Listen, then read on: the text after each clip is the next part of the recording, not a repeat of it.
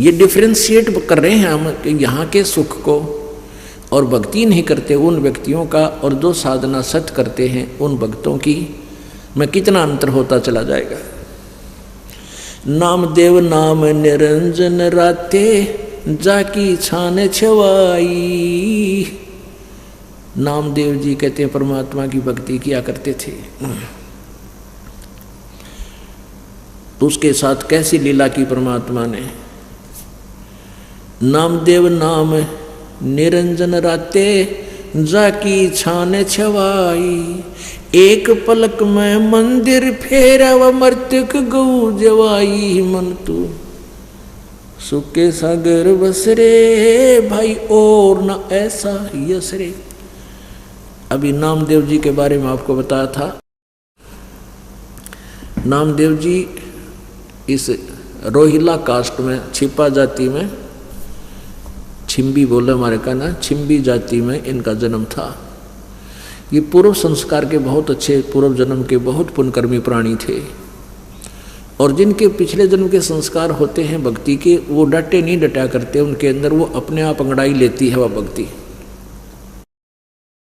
परमात्मा स्वयं कबीर जी भी जगह जगह आते हैं, रूपांतर कर लेते हैं भक्ति की स्थिति बनाए रखने के लिए। और काल भगवान चाहता है कि ये भक्ति नाश हो जाए, भगवान में आस्था किसी की रह नहीं, ये गलत साधनाएं करें, शास्त्र विधि त्याग कर मनमानी पूजाएं करके ये जीव, ये मनुष्य परमात्मा के लाभ से वंचित रहे और इनके मन में भगवान की आस्था हट जाए, ये नास्तिक हो जाए। जैसे पूरा चीन नास्तिक हो गया, चीन कंट्री, उधर से रूस नास्तिक हो गया। पहले सभी धार्मिक थे और चीन जो है महात्मा बुद्ध का अनुयायी था। उनके द्वारा बताए गए साधन भक्ति से किसी को लाभ हुआ कोई आध्यात्मिक, तो उन्होंने यही मान लिया कि भक्ति तो अपने ही कर्म से हम करके जो हाथों से वही लाभ उठा सकते हैं, परमात्मा कोई लाभ नहीं देता और काल यही चाव है। तो ऐसे ये काल हमारे साथ ठगी कर रहा है। तो परमात्मा कबीर परमेश्वर जी स्वयं आते हैं और अपनी महिमा बनाकर चले जाते हैं, ताकि जब तक ये कलयुग ये समय है वो जिसके लिए भगवान आते रहे, यही वेद प्रमाण देते हैं। और अपनी भगवान की स्थिति के परमात्मा कुछ कर सकता है, सब कुछ कर सकता है, अनहोनी कर सकता है, होनी कर सकता है, अनहोनी को होनी कर सकता है, और तभी हमारी आस्था भगवान में बनी रहती है। तो नामदेव जी ने परमात्मा कबीर जी से उपदेश लेने से पहले, और पुरानी संस्कार से जैसे हम कोई गुरु नहीं बना रखा था, फिर भी इतनी धार्मिकता थी, भगवान की मंत्र करते थे सुबह से हम, जो भी जैसा याद था, श्रद्धा थी पूरी। ऐसे नामदेव जी में एक बार एक मंदिर में आरती चल रही थी और नामदेव जी, और उस समय क्या था कि उस मंदिर में ब्राह्मणों के अतिरिक्त किसी अन्य को प्रवेश नहीं होने दिया जाता था। मंदिर में आरती चल रही थी, घंटियां बज रही थी और नामदेव जी किसी कामवश उस मंदिर के पास से गुजर रहे थे।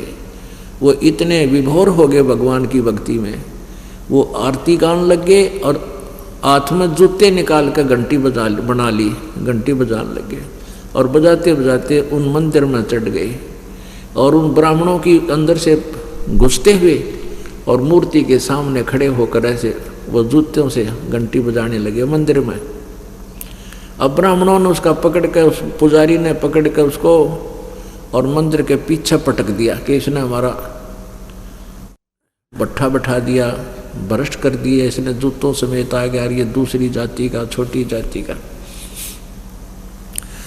अब नामदेव जी पीछे धक्का दिया, पीछे बैक साइड में पड़ गए और पड़े पड़े भी उस भगवान की आरती गा रहे हैं और वो घंटी बजा रहे हैं जूतों से।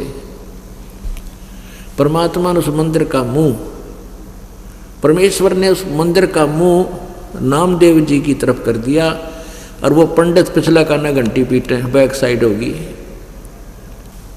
अब परमात्मा का नाम लेने से, कबीर जी की शरण में आने से पहले भी नामदेव जी साधना करते थे। क्यों करते थे? क्योंकि उसमें पिछले संस्कार थे। और फिर परमात्मा का नाम लेने के बाद परमात्मा जिस स्थिति पर उनको लाना चाहते थे कि इस ओम से ऊपर भी कोई और मंत्र है, इसको नामदेव जी स्वीकार करना नहीं चाहते थे। भले ही गुरु बना रखे थे, लेकिन उनके मन में जगह नहीं थी सतनाम प्राप्ति की। तो उधर से क्या, नामदेव जी 2-3 दिन के बाद उस रंका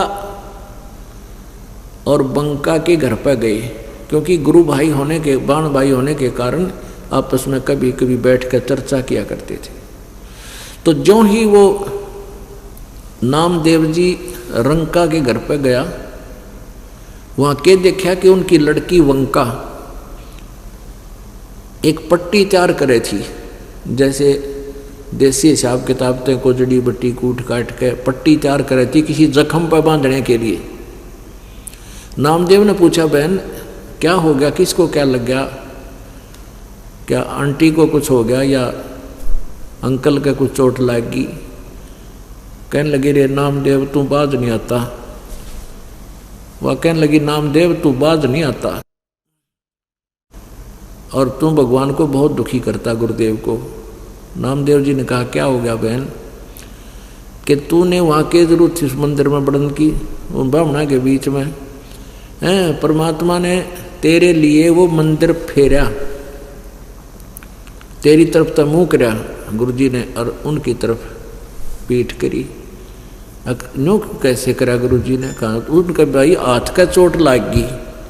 अब परमात्मा कहते सोचल छिद्र मैं करूं। हम इतने ढीठ हैं, गुरु भी बना लेते हैं, लेकिन अपने आड़ी जो पुरानी अटकल है उससे नीचे नहीं आते, ना उसे ऊपर चलने की चेष्टा करते। तो परमात्मा 100 तरह के तरीके अपना के उस काल के गढ़ को हटाता है उसके दिल से। नामदेव जी के मन में इसी प्रकार आस्था बनानी थी। तो कहने लगे, रे आए सचमुच गुरु जी के चोट लगी, एक और घनी चोट लग गई भाई जा देख का। नामदेव जी गया उस गुरु जी के पास। गुरु जी के वह भी लड़की भी साथ गई, पूरा जख्म हो रहा हाथा में, और लड़की ने दोनों हाथा के पट्टी बांध दी। नामदेव जी चरणाम पड़ गए, नो बोले गुरुदेव माफ कर दो मुझ पापी ने, मैं तेने सोचू था मेरी भक्ति है तो सब कुछ हो रहा है, आप तो मेरे साथ चल रहे हो। तो परमात्मा ने कहा, बेटा ये हो भी सकता था, तो करा तो मैंने ही है, लेकिन तेरी भक्ति से ही, लेकिन ये पूर्व जन्म की भक्ति है, भविष्य की भक्ति तेरी कति नहीं बन रही। इस ओम के ऊपर एक और मंत्र है, उस मंत्र से और लाभ होगा बेटा, वो प्राप्त करे। तब नामदेव जी ने कहा, प्रभु जैसे आप कहोगे मैं वैसे ही कर लूँगा, मैं बहुत दुष्ट हूँ, मैंने बहुत गलती कर दी, आपको बहुत तंग कर दिया। तो उसके बारे में गरीबदास जी ने अपनी वाणी में लिखा है, कबीर परमेश्वर से परिचित होने के उपरांत, नामा छिपा ओम तारी, पीछे सोहम भेद बिचारी, सार शब्द पाया जद लोई, आवागमन बहुर ना होई। नामदेव जी छिपी जाति में थे, कहते नामा छिपा ओम तारी, ओम पर ही आरूढ़ हो रहा था वो, और पीछे उस दूसरे मंत्र का भेद विचारा, जो सतनाम में 2 मंत्र होते हैं, और उनसे भी काम नहीं चलता। कहते हैं सार शब्द पाया जद लोई, आवागमन बोड़ ना होई, यानी सार शब्द फिर उसको प्राप्त हुआ। तो इस 2 मंत्र से ऊपर फिर एक सार नाम होता है। तो कहने का भाव यह पुण्यात्माओं की यहाँ का जो सुख है ये नकली सुख है, जो ओरिजिनल सुख है सतलोक में है, और उसको प्राप्ति का अब विधि भी और साधन पूरा आपको प्राप्त होगा। और जो पुण्यात्मा उनको, जो काफ़ी समय से भगवान को समझ चुके हैं, लगे हुए हैं, उनको वो मार्ग प्राप्त हो चुका है।